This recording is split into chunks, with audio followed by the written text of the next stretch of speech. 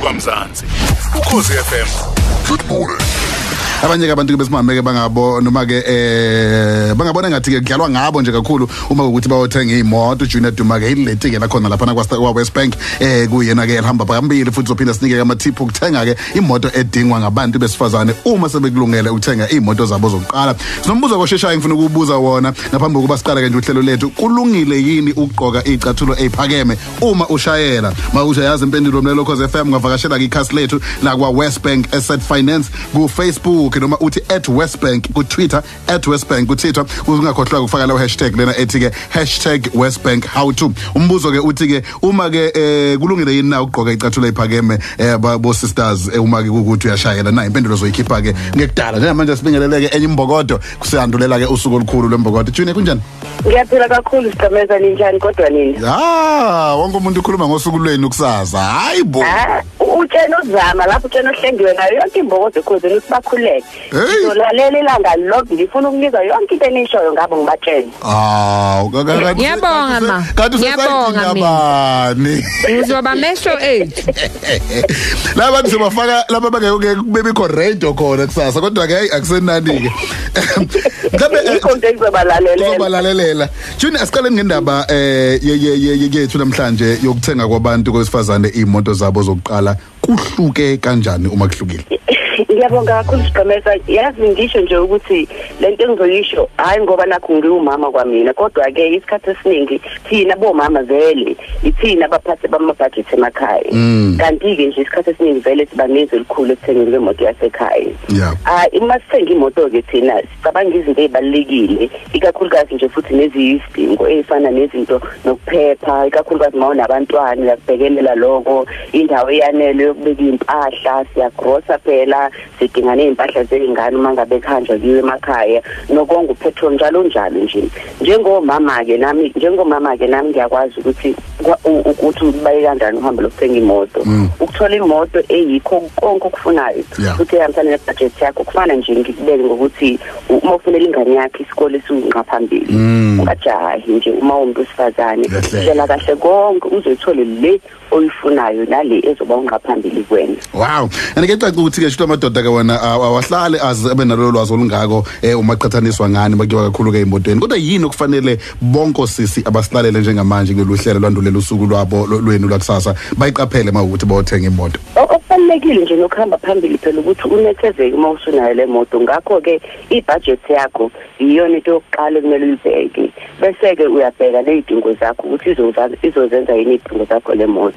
Wazi ke futhi ukuthi ufuna motoni ngaphambi kokuthi uye garage. Kuyenzeka ukuthi uma wenza ufaningo ulenzisise kahle ungayi garage ungazi kahle khona ukuthi uma ngabe wenza ufaningo lakho uqale zonke izinto ofuna ukwazi ngayo yonke imibuzo uma usuya khona sekuwukuthi nje uyabuza imibuzo ngapha nangapha ukuqeda phela ukuthi lo oyitholayo ibudget yakho nalento oyifunayo ilophuzane futhi ngithi nje iyashayela imoto ngaphambi kokuthi uyishayele uma umuntu osifazane imoto ngaphambi kokuthi uyithenge. Kubaluleke kakhulu ngoba uyabheka yonke into oyifunayo yebo iyenze ibudget yebo iyenze izidingo zakho kodwa uma uhleli khona ungezwa kahle mhlawumbe iyenzela abantu abade kakhulu yikho nje ukuthi uyishayele ubheke ukuthi ubona kahle emgaqweni wazi ukuthi hayi nginethezekile kule moto le bese uyayithenga ke. Wow.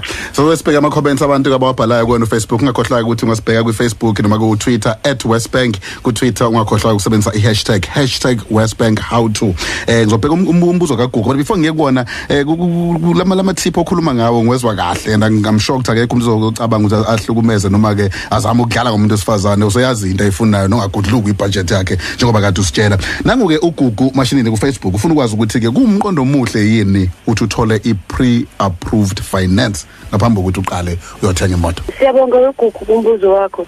Na kanjani ungayithola phela i-pre-approved finance? Yebo futhi kuyakusiza ngoba usuhlela indaba yebudget uyakwazi ke ukuthi uye lapha ku website yethu yakwa Westbank www.westbank.co.za uyakwazi ukuyithola khona noma uyakwazi ukuye eGalaji ngoba beyayazi ibudget yakhe ngeke bazofika bakubalele bona bese bayahlela inhlelo bese bayakwazi ukuthi hayi ungakwazi noma ngeke uzokwazi lokhu ke kuyasiza kakhulu ukuthi ungadluli phela kule budget ukuthi usuyibekile imoto ngoba usubekile yonke into ngaphambili ngokuthi udingezele ekuthengeni imoto ngoba uyazi phela ukuthi imali onayo engakanani ungabatshena ke futhi ukuthi makuthi lo ifunayo inobukhazikhazi obuthizeni ukuthi hayi bukhipheni lobukhazikhazi ngoba mina imali enginayo ingaka ngikhumbuzeke nje futhi ugugu nabo bonke omama ukuthi uma ngabe nithenga ngiyacela nimathenga imoto uthengele inamuhla kodwa ubheke phela nekusasa ngoba kusiza ukuthenga imoto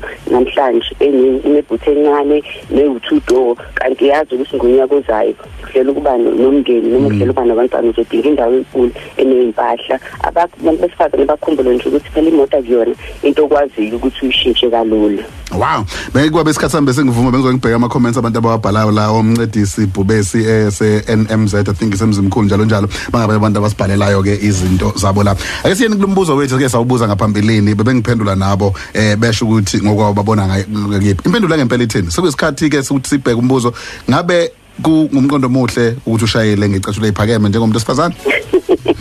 Kodwa icathulo ephakeme umuntu wesifazane yazi nje zingakwenza ukuthi udala ingozi ngoba wonke phela lama ihili lawo owabambayo kuyenzeka ukuthi abambeke emotweni futhi nje ke ukushayela ngecathulo zethu siyithanda kangazo kuyakuzona nokuzona lezicathulo zethu siyithandayo ungcono ungathi ukugcina emotweni icathulo vele eziyisipele ezine comforts ezikwazi ukuthi hayi ushayelise kahle ungabambeki lutho. So ama high heel ashaya musuhamba usuwalk hayi lapha emotweni. Sibahle masihamba vela nisibone inyawo enhlokuyena ngithi mangabe sisashayela. Sengaka amehlo ngengqondo ngathi ngiyakubona nje khwayi thatha. Shabu zokubona ngesonto elizayo. Suku oluhle kusasa, okay?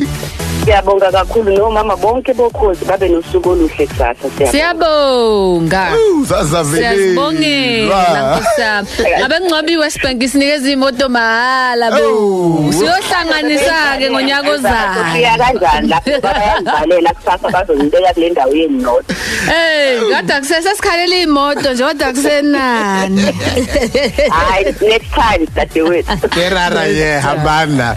Okay, sibaya kakhulu kanjani ke ukuthi akutshela ukuthi amathiphu ka #Westbank how to abaleka kakhulu kulesi special ke sohlelo labantu besifazana yilawa ke impela siyawafunda iba nesiqiniseko semonto ifunayo ungagodluka kwibudget yakho xoxisana nabo ngakho konke okudingayo uma ukuthi ke kungalungike ungabiza ke umalume bakho ingxoxo ke zokuthenga ke imoto ngamanzi amancane kompetha ke bezingxoxo zamalobolo hawu ngobukhuluma ngomalume bayayazi le ndaba phambi ukuthi ke soyibunga ze holiday women's day khumbula ukuthi ke ungabhala kumbuzo wakho wokuthenga ke imoto ekhasini ke la kwa Westbank Asset Finance ku Facebook yakhona ithi Westbank Asset Finance ngaphinde futhi ke uthumele na ku Twitter @Westbank ku Twitter sebenzise ke #Westbank how to